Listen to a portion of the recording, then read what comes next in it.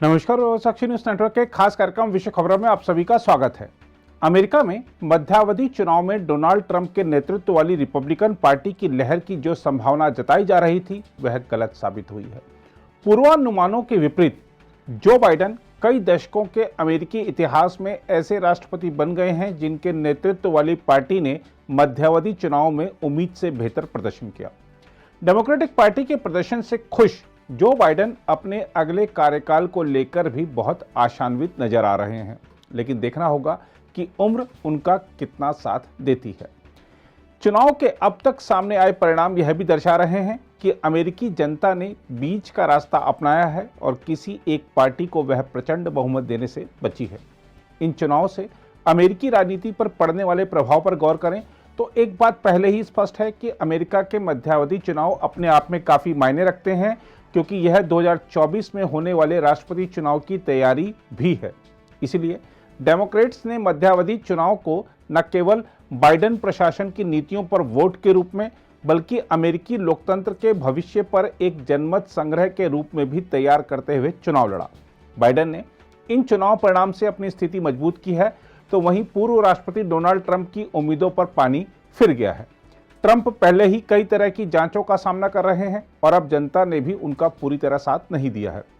इसके अलावा Republican party के एक छत्र नेता के रूप में अब तक ट्रंप बने हुए थे, लेकिन अब पार्टी पर ट्रंप की पकड़ को उनके प्रतिद्वंदी रॉन डेसेंटिस चुनौती दे सकते हैं, जिन्होंने फ्लोरिडा के गवर्नर की दौड़ में दोहरे अंकों के अंतर से जीत हासिल की है। डेसेंटिस रिपब्लिकन की पहली पसंद बनते जा रहे हैं और संभव है कि वह 2024 के राष्ट्रपति चुनाव की दौड़ में भी शामिल हो जाएं। इन चुनाव के अब तक आए परिणामों पर नजर डाली जाए तो कहा जा सकता है कि ट्रंप समर्थित उम्मीदवारों के परिणाम मिश्रित रहे हैं। चुनाव परिणाम से यह भी स्पष्ट है कि ट्रंप का आशीर्वाद जीत की निश्चित गारंटी नहीं था। उम्मीदवार की गुणवत्ता अमेरिका में अब भी मायने रखती है। दूसरी ओर अमेरिकी चुनाव में जीते भारतीयों की बात करें तो यह स्पष्ट दिख रहा है कि भारतीय अमेरिकी उम्मीदवारों की जीत इस छोटे जातीय समुदाय की महत्वाकांक्षा तेजी से बढ़ती हुई दर्शा रही है। अमेरिका में भारतीय अमेरिकी समुदाय की आबादी को देखें तो यह अमेरिका की करीब 33.19 करोड़ की आबादी का सिर्फ 1% है।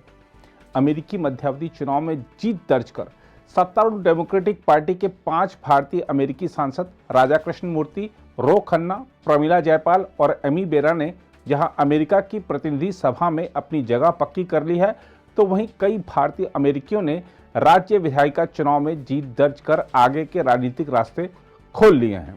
भारतीय अमेरिकी उद्यमी और राजनेता श्री थानेदार मिशिगन से कांग्रेस के लिए चुनाव जीतने वाले पहले भारतीय अमेरिकी बन गए हैं।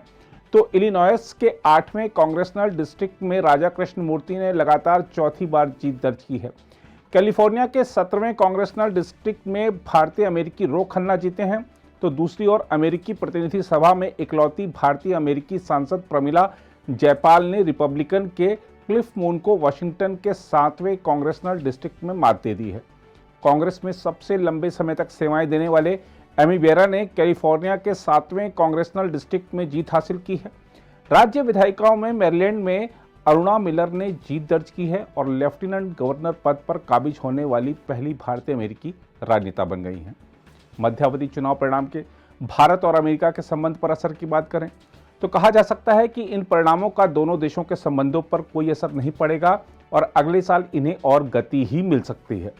देखा जाए तो भारत और अमेरिका के द्विपक्षीय संबंधों को अमेरिका के दोनों दलों का समर्थन मिलता रहा है।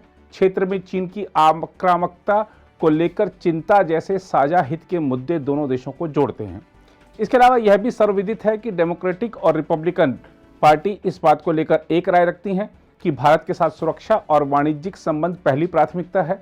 खासकर हिंद प्रशांत में चीन को रोकने के लिए भारत के साथ तालमेल जरूरी है। इसके अलावा वाणिज्यिक, रक्षा और व्यापार संबंधों को मजबूत करने के लिए क्वाड, I2U2 और IPEF में भी दोनों देशों के बीच तालमेल कायम किया गया है।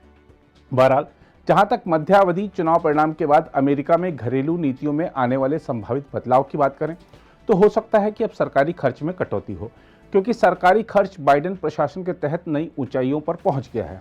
इसके अलावा रिपब्लिकन नेतृत्व अमेरिकी ट्रेजरी के लिए ऋण सीमा में वृद्धि की अनुमति देने के बदले में सामाजिक सुरक्षा और मेडिकेयर में सुधार के लिए डेमोक्रेट्स को मजबूर करने की कोशिश कर सकता है। अगर आप भी लेना चाहते हैं देश दुनिया की तमाम जानकारी तो आज ही सब्सक्राइब करें हमारे चैनल को। साथ ही नीचे दिए बेल आइकन को जरूर दबाएं ताकि हर अपडेट आप तक पहुंच सके।